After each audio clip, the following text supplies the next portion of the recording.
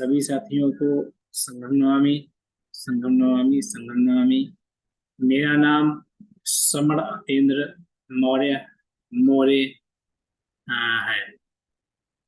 मैं उत्तर प्रदेश के जनपद फर्रुखाबाद का रहने वाला हूँ और समर संघ से लगभग 27 महीने से शुरू से ही जुड़ा हुआ हूँ और संघ में एक संघी के तौर पर सदस्य के रूप में या कार्यकर्ता के रूप में काम करता हूँ। लगातार काम कर रहा हूँ। जो भी संघ आदेश करता है उस नियम का, उस काम का पालन करता हूँ और वो काम करता हूँ, लगातार करता हूँ, बिना रुके, बिना ही कुछ कहे। जो संघ आदेश करता है, जो संघ आदेश का है, उसके अंतर्गत काम कर रहा हूँ।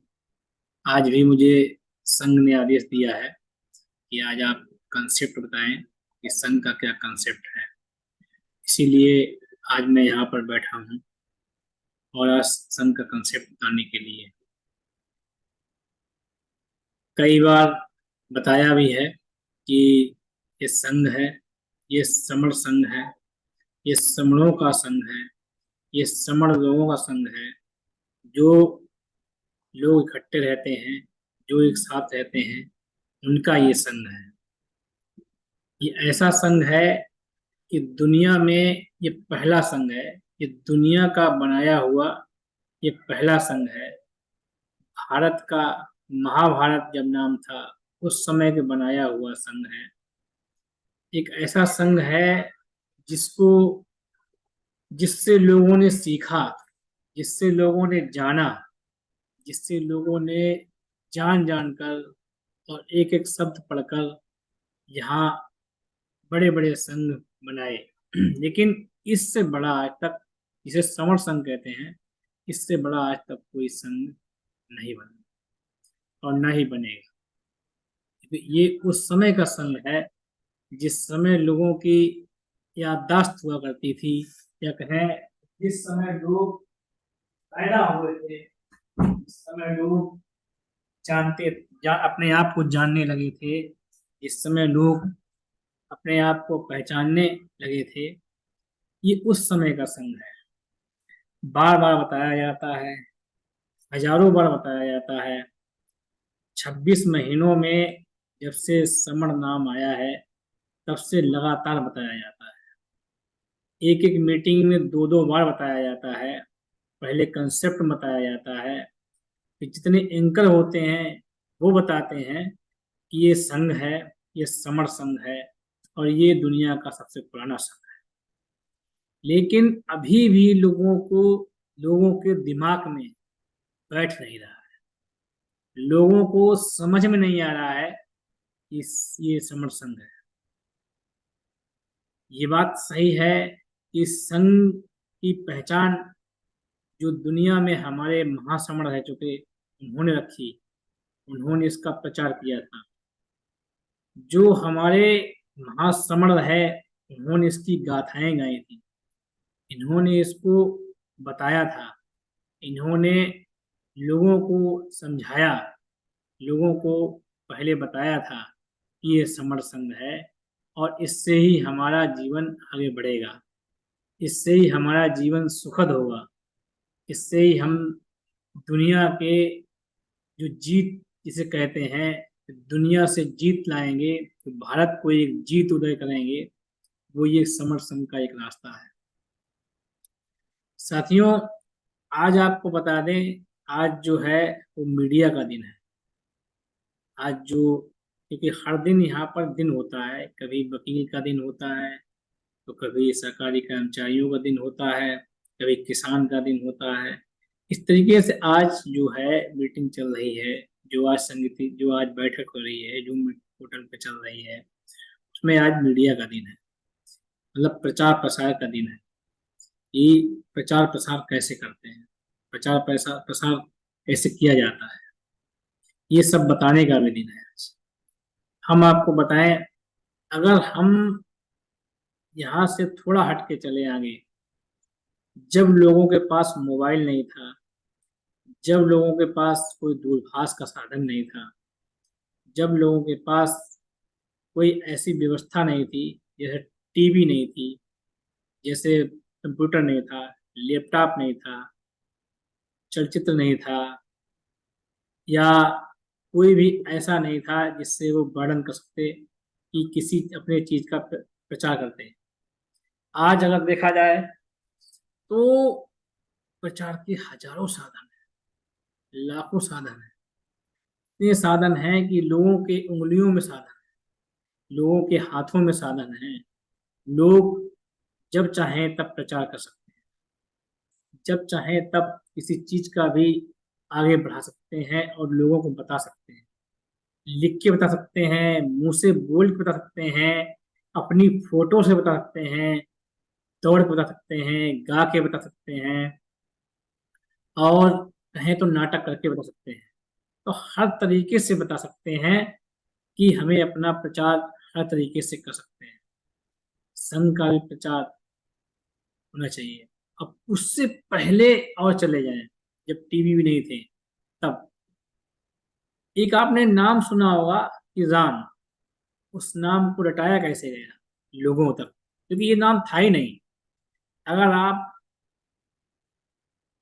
बीच में जो, जब टीवी या चलचित्र नहीं थे, उससे पहले अगर आप जाएं तो आप देखेंगे कि ये नाम ही नहीं था कहीं पे। ये मुझे याद है कि मैं बहुत छोटा था, 8-10 साल का, तब देखते थे एक वसुदेवा नाम से एक आया करता था सुबह 4 बजे, और वो अपनी खड़खड़ी बजाते हुए और ये नाम बोलता था।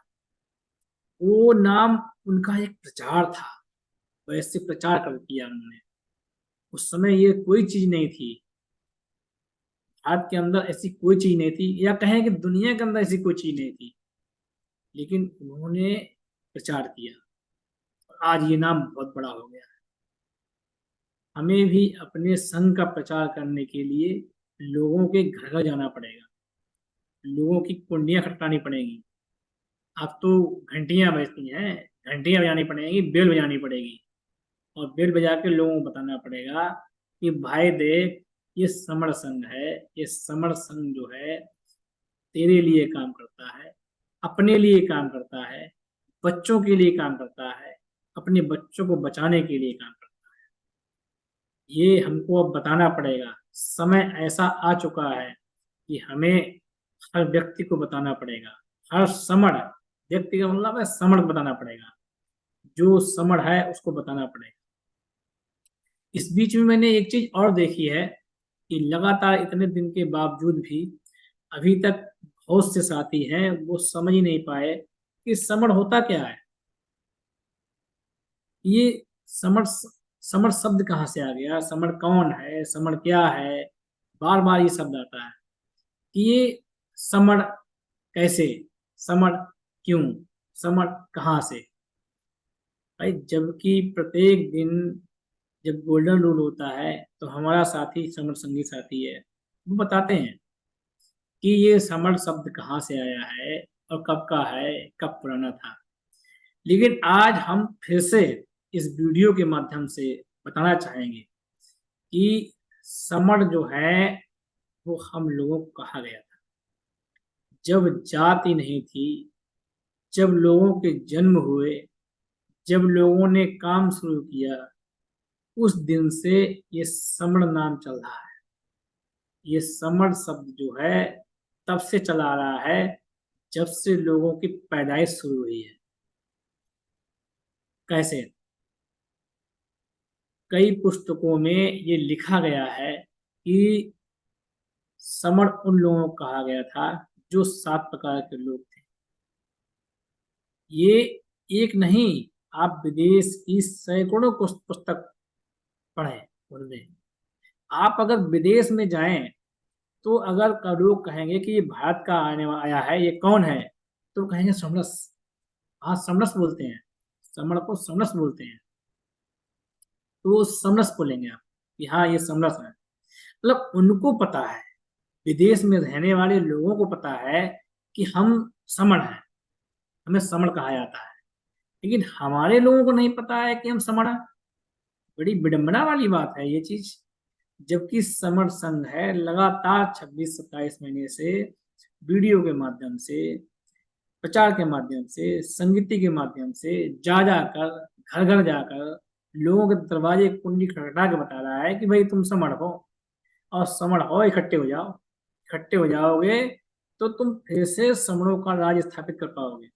सबसे तब आप फिर से समर संघ जो है यही चाहता है। समर संघ कोई और काम नहीं कर रहा है। समर सिंह सिर्फ सिर्फ और सिर्फ एक काम कर रहा है, लोगों को इकट्ठा, मतलब समरों को इकट्ठा करने का काम। और कोई काम नहीं कर रहा है, वो सिर्फ एक ही काम कर रहा है। ये फिर भी लोगों को समझ नहीं आ रहा है। अब खासकर तो हमारे जो संगठन वाले हैं, जो ठन ठन ठन ठन ठन करते रहते हैं। आप, एक मेरी वीडियो गई हुई थी, इसमें मैंने संगठन का पूरा विवरण दिया था। इस संगठन का मतलब क्या होता है, उससे भी लोग नहीं समझते हैं, उससे भी संगठन वाले नहीं सुधरते हैं। संगठन वालों ने तो बंटा ढा कर रखा है बिल्कुल ही। मतलब जो चीज बहुत पहले हो जानी चाहिए, आज से 50 साल पहले ही इसका, ये जो संघ है इसकी जो आइडियोलॉजी आज लेके आ रहा है, जो संघ आज बता रहा है, ये संगठन वालों को पहले ही बताना चाहिए था। लेकिन उन्हें मालूम क्या पड़ी हुई है कि अध्यक्ष कौन बनेगा, महामंत्री में कौन बनेगा, उपाध्यक्ष कौन बनेगा। फिर वो क्या सोचता है, जो महामंत्री बना है वो कहता है ये जो अध्यक्ष मर जाए तो मैं अध्यक्ष बन जाऊं। नीचे कोषाध्यक्ष सोचता है कि महामंत्री मर जाए तो मैं महामंत्री बन जाऊं। सदस्य सोचता है कि कोषाध्यक्ष मर जाए तो मैं कोषाध्यक्ष बन जाऊं। ये हालात 29 लाख लोगों के अंदर चल रहा है, 29 लाख संगठनों के अंदर चल रहा है। ये क्या है, आपस में सिर्फ लड़ने की व्यथा है। आपस में सिर्फ लड़ना सोचा है, आपस में बिखराव करना सोचा है। कब कौन संगठन है जो जुड़ा हुआ पाया गया हो। कितने संगठन हैं, हमने भी सैकड़ों संगठन में काम किया, लेकिन सबने सिर्फ यही अध्यक्ष और महामंत्री और ये पद के चक्कर में लड़ रहे हैं। इतना, मतलब हमारे लोग, जो हमारे समर लोग जो हैं, जो कि संगठन बनाए बैठे हुए हैं, ये सबसे वाहियात काम कर रहे हैं। मन तो करता है कि क्या लेके चल बैठे इनको ऊपर, लेकिन ऐसा कर नहीं सकते ना अभी। लेकिन सच्चाई यही है कि इन्होंने तो पूरे समरों का बंटा ढा कर रखा है, बिल्कुल गोल बना कर रख दिया है। बाबा साहब डॉक्टर भीमराव अम्बेडकर ने इतना बड़ा काम करके गए थे कि सबको इकट्ठा करने करके गए थे। उन्होंने एक साथ लाने के लिए क्या कहा था, लेकिन क्या हमने क्या किया, संगठन वालों ने क्या किया, संगठन वालों ने उठा उठा के सबको अलग कर दिया, अलग अलग बस्ते में बांध दिया, अलग अलग जगह खड़ा कर दिया, अलग अलग रोने के लिए खड़ा कर दिया। ये क्या है, ये स्थितियां देखकर तो कभी मन रोने करता है तो कभी गुस्सा भी आता है। ये जैसा लोन कर रखी है। हम आते हैं वहीं पे कि समर, जो समर व्यवस्था है वो क्या है। संगठन तो अपना काम करेंगे नहीं कभी, लेकिन हमें, जो हमें संघ है वो तो बताएगा ही कि समर क्या है। समर जो हमारे कबीले हुआ करते थे, उनमें आप उस समय चलिए तो उसमें आप देख सकते हैं कि जो दार्शनिक लोग हुआ करते थे, दार्शनिक मतलब समझते हैं, दार्शनिक लोग वो होते थे जो पहले दूरदर्शी, मतलब दूरदर्शी तरीके से होते थे, जो पहले से बताते थे कि पानी आने वाला है, अब ये नदी में बाढ़ आने वाली है, अब ये आने वाला है।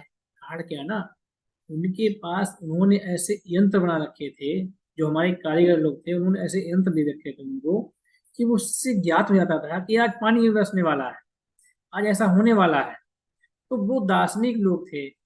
भारत के अंदर दार्शनिक लोग जो थे वो कौन थे, वो समण थे। और दार्शनिक को साफ साफ लिखा गया है कि ये समण दार्शनिक थे, ये समण लोग थे। इसी तरीके से दूसरे नंबर पे जो आते थे कसक, ये भारत के सबसे अधिक लोग थे। कृषक जो खेती किया करते थे, किसान थे, जो आज भी कहें तो सबसे बड़ी मात्रा में है, जो किसान, कृषक, वो भी समर्थ थे। उन्हें समर कहा गया। चरवाहे, जो जो गाय वगैरह या बकरियां चराते थे, क्योंकि पहले पशुपालन का ही व्यवस्था थी, उसी से दूध वगैरह मिलता था। उसी से सारी जो लोग खाते पीते थे, अष्ट पुष्ट रहते थे, वो भी समर्थ थे। चौथे थे कारीगर। कारीगर मतलब आज का इंजीनियर। आज का जो इंजीनियर है वो कारीगर कहा जाता था पहले। तो ऐसे इंजीनियर्स जो थे वो समण कहे जाते थे। फिर थे सैनिक, जो युद्ध करते थे, युद्ध में लड़ते थे, वो सैनिक कहे जाते थे। तो वो सैनिक इकट्ठे रहते थे और वो भी इकट्ठे होकर युद्ध करते थे। इसी तरीके से थे जासूस। जासूस मतलब जगह जगह जाकर सारी चीजें जानकारी लेके आके और बताते थे कि हाँ ये चल रहा है, इस जगह ये चल रहा है, इस देश में ये चल रहा है, इस देश में ये चल रहा है। और अंत में कहे जाते थे कि पंच या पार्षद, जो आज प्रथम श्रेणी में रख दिए गए हैं पार्षद, वो उनका अंत था, बिल्कुल अंत में थे। और उनकी कोई पूछ नहीं थी, उन्हें कोई पूछता भी नहीं था कि भाई पार्षद का काम ही क्या था। सिर्फ एक पार्षद होता था और वो बैठे बैठे रहता था। ये चीज मतलब ये नहीं कि हम आपको ये कहीं कहानी सुना रहे हों या ये बता रहे हों। ये किताबों की लिखी हुई हमारे समण जो महासमण हैं उन्होंने लिख के गए हैं ये बात। बस हम क्या है पढ़ते नहीं, इसलिए ये समस्या है। इसलिए हमको नहीं पता है कि हम समण हैं। इसलिए नहीं पता है कि हम समणों के इतना बड़ा ग्रुप था, जो आज SC ST OBC का जो ग्रुप है पूरा, या कम्युनिटी माइनॉरिटी वाले, ये पूरा इकट्ठा जो है वो समण थे। और आपको बता दें कि ये जितने भी समण थे ये सब इकट्ठे रहते थे एक साथ। ये आप चाहें तो आप किसी किताब में देख लें, चाहे किसी कहानियों में पढ़ लें, चाहे आप जातक कथाओं में पढ़ लें, चाहे आप किसी भी महासमण की जो लिखी हुई किताबें हैं उन्हें पढ़ लें। अगर आप इनको भी नहीं पढ़ना चाहते हैं तो विदेश के जितने भी लेखक रहे हैं उन्होंने समण के बारे में बहुत बड़ी बड़ी चीजें लिखी हैं कि भारत एक समणों का राज था। भारत एक महासमणों के महासमण थे। भारत में महासमणों की संख्या बहुत अधिक थी। भारत एक समणों का विशाल देश था। ये समण की गाथाएं थी, समण की कहानियां थी। ये समणों की इतनी विस्तृत कहानियां थी कि आप पढ़ते पढ़ते आपकी उम्र बीत जाएगी। लेकिन बात ये किया कि हम पढ़ते ही नहीं है। और जितने भी समण थे ये सब इकट्ठे थे, इकट्ठे रहते थे, एक साथ रहते थे। अगर इकट्ठे न रहते होते तो सीधी सी कहानी है, अशोक महान ने इतना बड़ा राज्य नहीं बनाया था। महासमण अशोक महान, महासमण जो चंद्रगुप्त मौर्य थे, इतना बड़ा राज्य नहीं तैयार किया होता। जितने भी जो थे उनका इतना बड़ा विस्तृत सागर के समान देश था ये। ऐसे ही नहीं, इसको सोने की चिड़िया कहते थे। ये समूहों का एक बड़ा राज था, एक बड़ा देश था, इसलिए इसको सोने की चिड़िया कहते थे। ये महान देश था। आज आज हमें पता ही नहीं है कि हम क्या कर रहे हैं। और हम देखते हैं कि संघ के ग्रुप में लोग बार बार डालते रहते हैं कि ये समझ गया है। ये आज शायद है कि 10वीं वीडियो चल रही है, 10वीं वीडियो बाहर जाएगी, लेकिन अभी तक लोगों को यही नहीं पता हो पाया है कि समण क्या है, समण कहाँ से आया गया, समण कौन है। भाई समण जो हम हैं आप हैं वही तो समण है। अगर हमको नहीं समझ में आएगा तो हमारे जो आगे आने वाले बच्चे हैं वो कैसे समझेंगे, उन्हें कौन बताएगा। हमें आज ऐसी पीढ़ी है कि हमको आज ये बताना पड़ेगा कि बेटा बेटी बच्चों हम समण हैं। अगर हम आज बता के चलेंगे ना तो आगे जाकर हमारे बच्चे पूर्ण रूप से जान जाएंगे कि हम समण हैं और हमें इकट्ठा रहना है, हमें एक साथ रहना है, हमें एक बल के साथ रहना है। अगर ऐसा होगा तो आप समझ लीजिए कि इतना बड़ा राज बनेगा, इसकी कोई कीमत नहीं है। कि हमें कहीं लड़ने की जरूरत नहीं पड़ेगी, हमें किसी से कुछ मांगने की जरूरत नहीं पड़ेगी, हमें कहीं किसी से कुछ कहने की जरूरत नहीं पड़ेगी, क्योंकि देश हमारा है, देश समनों का है। देश के हम वासी हैं, देश के हम रहने वाले हैं और देश के हम समण हैं। सबसे बड़ी बात यही है कि देश के हम समण हैं। बाबा साहब ने भी हर एक चीज में लिखा है कि हमें इकट्ठा रहना है, हमें एक साथ रहना है। अब हमको अगर मालूम होगा कि हम समण हैं, तभी तो हम इकट्ठा रहेंगे। जब हमको जानकारी होगी कि हम समण हैं, तभी तो हम एक साथ चलेंगे। अगर हमको मालूम होगा कि हम समणों के समणों का हमारा एक पूरा विशाल देश है, तभी तो हम जाकर कोई काम कर पाएंगे। इकट्ठा रहने पर ही हम सारे काम कर सकते हैं। अगर इकट्ठा हम नहीं रहेंगे तो जैसे आज मारे जा रहे हैं, आगे भी मारे जाते आएंगे, हमारे बच्चे मारे जाएंगे, हमारे आने वाली पीढ़ी गुलाम बनेगी, और जो आज स्थिति है उससे बदतर स्थिति होती चली जाएगी। क्योंकि गलती हमारी होगी, इसमें किसी अन्य की गलती नहीं होगी। इसमें सबसे बड़े दुश्मन जो है हम लोग होंगे। अगर हमारे बच्चे आगे कहेंगे आके ना, तो वो ये कहेंगे कि हमारा बाप दुश्मन रहा है। वो ये नहीं कहेंगे कि हम दुश्मन हैं या कोई और दुश्मन है, क्योंकि वो कहेंगे कि हमने आज तक बताया ही नहीं है। अगर हम बता के चलेंगे ना कि हम समण हैं, और बच्चों हम जब भी समण रहे हैं और समण इकट्ठे रहे हैं और एक साथ रहे हैं, और जब जब हम समण रहे हैं तब तक हम जीते हैं। जब जब हम संग में रहे हैं तब तक जीते हैं। अगर आप जान जाएंगे कि हम समण हैं, तो ऑटोमेटिक इकट्ठा हो जाएंगे, संग में आ जाएंगे। जब आपको पता ही नहीं चलेगा कि हम कौन हैं।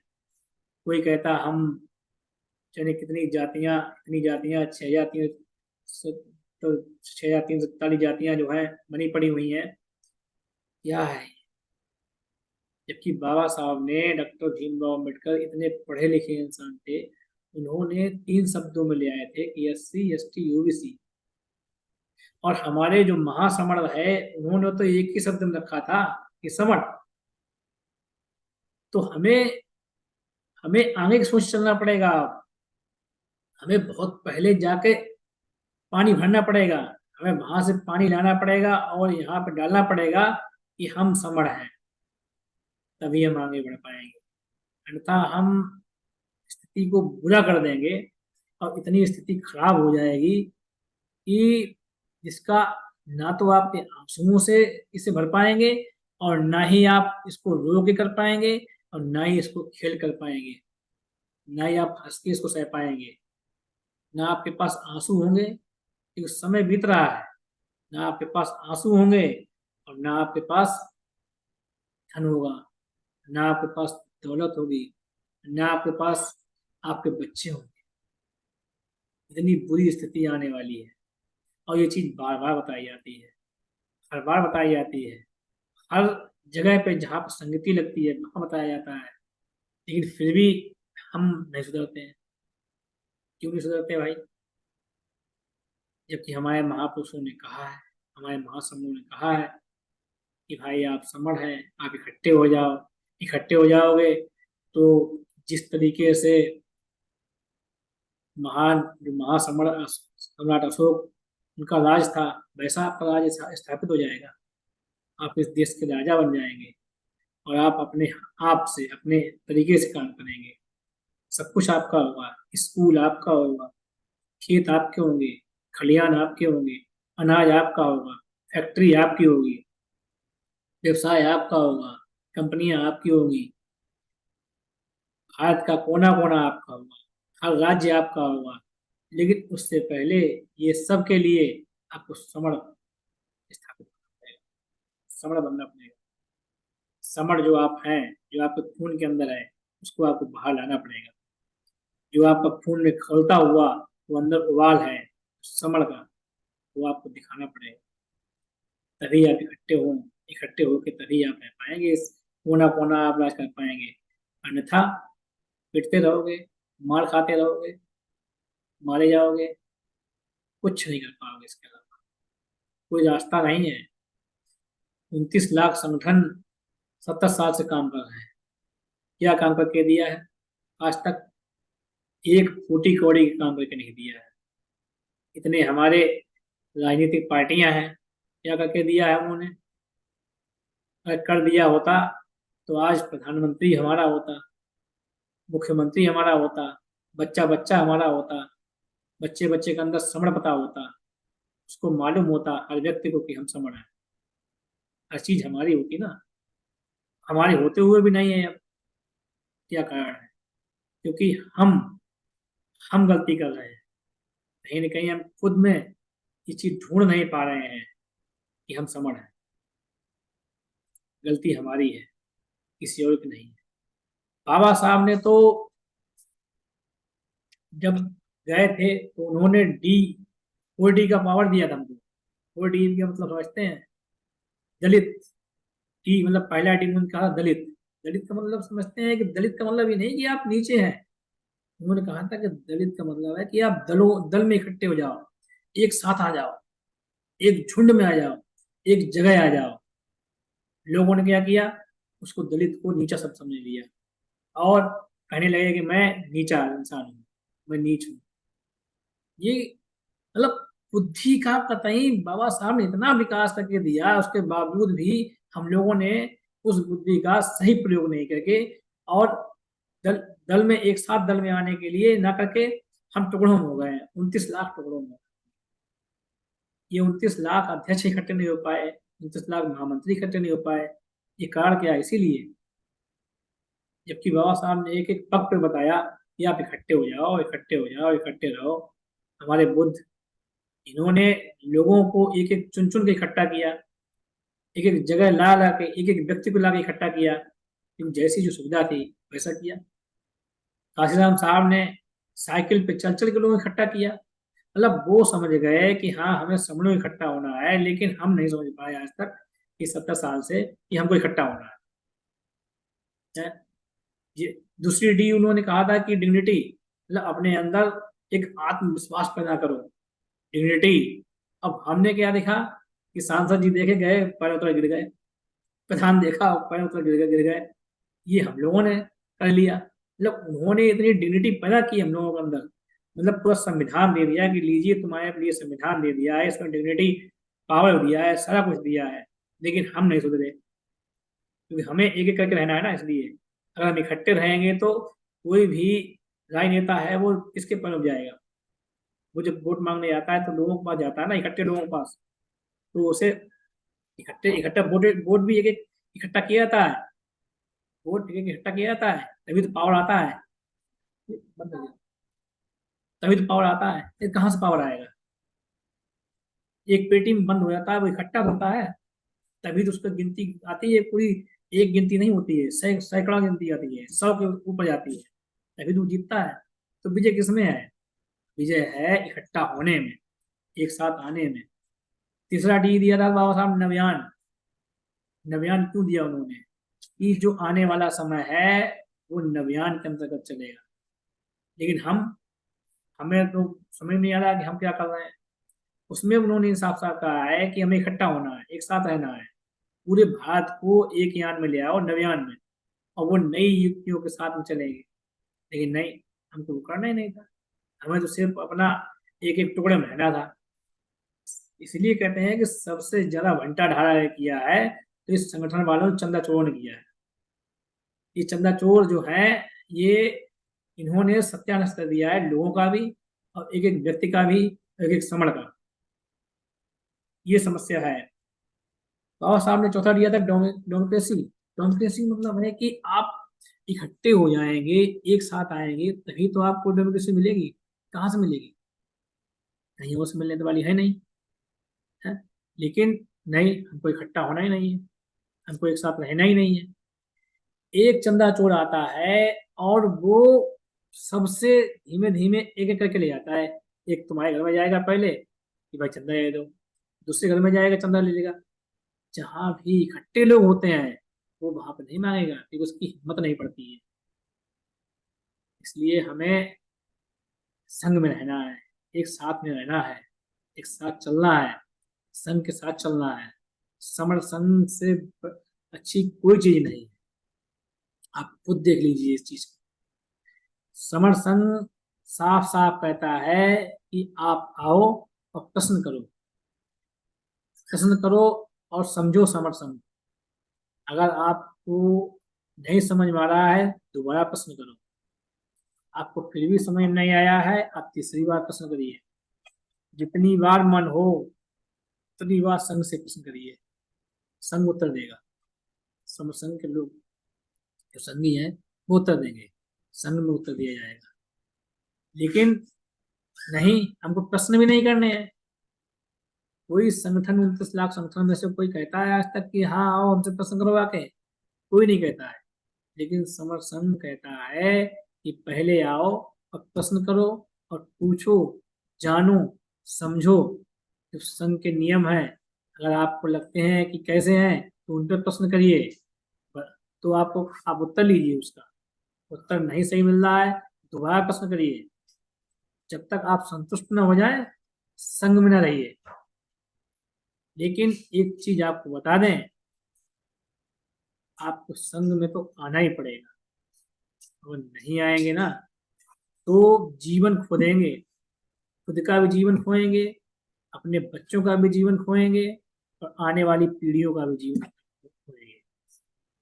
और उससे मालूम क्या है कि सबसे बड़े अगर दुश्मन होंगे तो हम लोग होंगे, अपने बच्चों के। तो ये हमें संघ में काम करना पड़ेगा, संघ में रहना पड़ेगा। समर संघ की संगतियां लगती हैं। पिछली बार जो हमने कंसेप्ट दिया था उसमें बताई थी, एक संगति बताई थी कि इन संगतियों में कितना काम हुआ है, कितनी कितनी लोग जुड़े हैं, कितने लोग शुरू में जुड़े थे और आज कितने लोग जुड़े हैं। सारी चीज बताइए, पोर्टल पे बताते हैं और लोगों को जा जा के बताते हैं, घर जा जा के बताते हैं। जहाँ जहाँ बड़ी बड़ी संगतियां लगती हैं वहाँ बताते हैं, छोटी छोटी संगतियां लगती हैं वहाँ बताते हैं। क्यों बताते हैं? ये 50 साल क्यों कर रहे हैं? अपने लिए कोई एक आदमी अकेले अपने लिए कर रहा है? नहीं, इस सबके लिए कर रहा है। एक करोड़ों लोगों के लिए कर रहा है, 120 करोड़ लोग जो बैठे हुए हैं उनके लिए कर रहा है। क्योंकि अगर हम ऐसा नहीं करेंगे तो अभी मैंने कहा ना कि मारे जाएंगे, कूटे जाएंगे, भगाए जाएंगे। जो धन के लालच है वो खत्म हो जाएगा। जो धन आपके पास है वो खत्म हो जाएगा। अब आप पैसे कहेंगे धन खत्म हो जाएगा, आपके पास जितना भी पैसा है वो सब दूसरे का हो जाएगा। सोच के देखना, रात में कभी सोचना आराम से 12 बजे जग के, और सोचना कि ये कैसे हो जाएगा। और ये संघ से प्रश्न करना आगे तो संघ बताएगा कैसे हो जाएगा। ये पहले हम जितने भी लोग जुड़े हुए हैं या जो नए जुड़े हुए साथी हैं या जो भी हमारी वीडियो सुनेंगे भारत के अंदर विदेश के अंदर, ये पहले सोचें कि समण का पैसा अभी क्यों चला जाएगा। विचार करें, क्योंकि जा चुका है। थोड़ा बहुत बचा है तुम्हारे पास रोटी दाल खाने के लिए, थोड़े अगली पीढ़ी आने तक वो भी खत्म, वो भी खेल खत्म होने वाला है। फिर वही लेके लोटा घूमोगे कि अब मुझे पानी तक मिल जाए। पानी तक नसीब नहीं हुआ, जैसे पहले लोग पानी नसीब नहीं हुआ। वैसे एक बात तो सत्य भी है कि जो जो लोग मारे गए वही सुधरे हैं, वही उन्होंने ही मेहनत की है। तो इस हिसाब से तो मुझे लग रहा है कि जब तक मारे नहीं जाएंगे सही नहीं आएंगे। लेकिन एक रास्ता बना हुआ है, एक रास्ता आया है, एक रास्ता खुल के सामने आया है और लगातार चिल्ला चिल्ला के कहता है कि भाई तुम इकट्ठे हो जाओ, तुम बच जाओ। जब जब इकट्ठे हुए हैं तब तब बचे हैं, तब तब भारत जो है वो चारों दिशाओं में, जैसे कहते थे कि इतने किलोमीटर का जो देश है उसका निर्माण भी इकट्ठे ही लोगों ने किया है, इकट्ठे लोगों ही किया है। अगर किसी घर का लेंटर पड़ता है तो कोई व्यक्ति अकेला नहीं डाल सकता है, उसके लिए 20-50 लोग चाहिए होते तभी पड़ सकता है। और इतने बड़े भारत को अगर छाना है तो उसके लिए तो सबको इकट्ठा होना पड़ेगा। एक छप्पर रखने के लिए, छप्पर समझते हैं, आज तो लोग लेंटर में बैठते हैं, लेकिन छप्पर जो पहले हुआ करते थे बांसों में बांधकर पतेल लगाई जाती थी। इतने भी हमारे बुजुर्ग लोग बैठे हैं, बुजुर्ग साथी बैठे हुए हैं या तो वो उन्हें पता है कि छप्पर कैसे छाता था। छाने वाला तो एक था, लेकिन उठाने के रखने के लिए, उसको उसकी छांव बनाने के लिए सैकड़ों लोग लगते थे। पूरे गांव के लोग इकट्ठे होते थे। पूरा गांव इकट्ठे होकर आता था कि भाई आज छप्पर रखना है उनका। वो काम करना पड़ेगा, तभी आप अपने ऊपर जो लगी हुई छत को सही कर पाएंगे। अन्यथा कभी टपकते रहेंगे, कभी छत गिरेगी, कभी लेंटर गिरेगा, कभी दीवार गिरेगी, कभी कुछ गिरेगा, और इसी उधेड़-बुन में चलते रहेंगे। लोगों ने देखो कैसे प्रचार किया। हम आप फिर से वहीं पे आते हैं शुरू में कि प्रचार, मतलब प्रचार कैसे किया। महाभारत बनी, पिक्चराइजेशन हुआ, लोग महाभारत देखने लगे, प्रचार। रामायण बनी, लोगों ने रामायण देखी, प्रचार हुआ। लेकिन बुद्ध ने एक एक घर जा जा के प्रचार किया। एक व्यक्ति ने पूरे देश में प्रचार कर दिया, यहाँ तक कि चीन में भी प्रचार कर दिया, यहाँ तक कि श्रीलंका में भी प्रचार कर दिया, यहाँ तक कि जाने कितने देश है वहां प्रचार कर दिया। और यहाँ बैठे 120 करोड़ लोग, या हम यह कहें कि अभी बैठे हुए 146 लोग हैं, क्या इतने लोग पूरे देश में प्रचार नहीं कर पाएंगे? कर सकते हैं, अगर मन बनाना पड़ेगा, अपने अंदर की आत्मा को जगाना पड़ेगा। और ये जितनी वीडियो यहाँ जाएगी, सैकड़ों लोग देखेंगे इसको, उनको अपनी आत्मा से पूछना पड़ेगा कि हम क्यों नहीं प्रचार कर सकते हैं, हमें क्यों नहीं कर पाएंगे। क्या हमारे अंदर काबिलियत नहीं है, या हमारे अंदर मोटिवेशन नहीं है, या हमें जानकारी नहीं है, या हम अनपढ़ हैं, या हम गंवार हैं जो हम नहीं कर सकते हैं? हम कर सकते हैं, लेकिन इसके लिए हमें अंदर की भावना को, अपनी अंदर की आत्मा को जगाना पड़ेगा। तभी हम ये प्रचार कर सकते हैं कि समर संघ क्या काम कर रहा है, और समर संघ क्यों काम कर रहा है, समर संघ किसके लिए काम कर रहा है, समर संघ किस किस के लिए काम कर रहा है। समर संघ हर व्यक्ति के लिए काम कर रहा है। 120 करोड़ SC ST OBC के लोगों के लिए काम कर रहा है। उनको एक साथ लाने का काम कर रहा है, एक साथ जोड़ने का काम कर रहा है, एक साथ बैठाने का काम कर रहा है, एक साथ देने वाले लाभ, प्राप्त होने वाले लाभ का काम कर रहा है। इसलिए हमें काम करना पड़ेगा, हमें एक साथ काम करना पड़ेगा, एकजुट होकर काम करना पड़ेगा। और अगर हम एकजुट होकर काम करेंगे तो सबको लाभ मिलेगा। जैसे कहते नहीं है कि झुंड में मछलियां भी सुरक्षित हैं, झुंड में चिड़िया भी सुरक्षित हैं, झुंड में हाथी बहुत बड़ी चीज है, लेकिन चींटी भी सुरक्षित है। अगर एक साथ चींटी दौड़ पड़े किसी के ऊपर, और उसके उसके किसी चीज में काट लें, कहीं पैर में ही काट लें, और सारी चींटियां एक साथ चढ़ जाती हैं, तो बड़ा सा बड़ा हाथी भाग जाता है, बड़ा सा बड़ा शेर भी भाग जाता है। इसलिए हमको एक साथ रह के काम करना पड़ेगा, एक साथ झुंड में आगे काम करना पड़ेगा, एक साथ संघ में आगे काम करना पड़ेगा। क्योंकि संघ महासागर है, अगर महासागर में दूसरा कोई कूदेगा तो वो डूब जाएगा। अगर समण रहेगा एक साथ, तो महासागर अपना काम करके दिखाएगा। वो हर व्यक्ति को पानी दे देगा, हर व्यक्ति को पीने के लिए, खाने के लिए हर चीज मिलेगी, लेकिन उसे आना एक साथ पड़ेगा, रहना एक साथ पड़ेगा। इसीलिए कहा गया है, संघ कहता है जुड़ेंगे तो जीतेंगे, और जीतने के लिए जुड़ना पड़ेगा। अगर आप नहीं जुड़ेंगे तो नहीं जीतेंगे। जितनी जल्दी जुड़ेंगे उतनी जल्दी जीतेंगे, और जहां जहां जुड़ेंगे वहां वहां जीतेंगे, जब जब जुड़ेंगे वहां वहां जीतेंगे। आपको बताएं, 2 मिनट का समय और लेंगे, समय समाप्त होने वाला है मेरा। 2 मिनट समय और लेंगे कि लोगों ने इस संघ से सीखकर अपने इतने इतने बड़े संघ बना लिए और जीते हुए बैठे। संघ को बनाने के लिए, संघ को बढ़ाने के लिए लोग 2-2 4-4 साल तक जेल में रहे। लोगों ने यहाँ तक कि रोटियां नहीं खाई, उन्हें हफ्ते में एक बार रोटी मिली, लेकिन उन्होंने अपने संघ को बढ़ाना नहीं सीखा, छोड़ा। उन्होंने संघ जो है वो बढ़ाते रहे, संघ में काम करना नहीं छोड़ा उन्होंने। लोगों को 100-100 किलोमीटर रास्ते पैदल चलने पड़े, लेकिन उन्होंने संघ का प्रचार करना नहीं छोड़ा। वो अपना संघ का प्रचार करते रहे। आज वो जीवित हैं, बैठे हुए हैं और वो राज कर रहे हैं। समर संघ को भी ऐसा ही था कि लोगों ने इकट्ठा करने के लिए दुनिया के कोने कोने में गए और लोगों को इकट्ठा किया। श्रीलंका से जम्मू तक लोग गए, लेकिन उन्होंने लोगों को इकट्ठा किया। बुद्ध ने अकेले इतना प्रचार किया, सबको इकट्ठा किया, कड़ी बनाई। जैसे आज यहाँ स्पोक कड़ी बनी हुई है, वैसे वहां पर जो कड़ी बनी थी, एक को एक सिखाएगा, फिर दूसरे को दूसरा सिखाएगा, दूसरे को फिर 3 सिखाएंगे, तीसरे को 3-3 6 सिखाएंगे, 6 के बाद 12 सिखाएंगे। इस तरीके से लोग बढ़े, लोगों ने लोगों को सिखाया और आगे बढ़ गए। ये हमको करना पड़ेगा।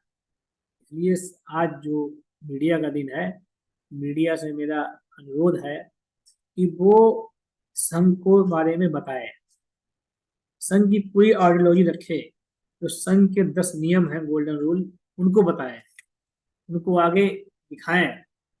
वो पूरे नियम दिखाएं। अगर किसी को गलत लगता है तो वो संघ से पूछे आके, संघ इसका जवाब देगा, संघ इसको बताएगा। ये मीडिया से फिर पुनः अनुरोध है कि वो इस रिपोर्ट को यूट्यूब के माध्यम से, टीवी के माध्यम से, प्रचार के माध्यम से, अखबार के माध्यम से, पेपर के माध्यम से, जिसके माध्यम से भी चाहे उसको ये प्रचार करें, क्योंकि यही हमारा जीने का एक रास्ता है और कोई रास्ता नहीं है। आज संघ ने जो मुझे आदेश दिया था कंसेप्ट बताने के लिए, संघ को कंसेप्ट बताया पोर्टल के माध्यम से। यदि कोई हमसे गलती हुई हो तो संघ मुझे माफ करे, संघ मुझे माफ करे, संघ मुझे माफ करे। संघं नमामि, संघं नमामि, संघं नमामि।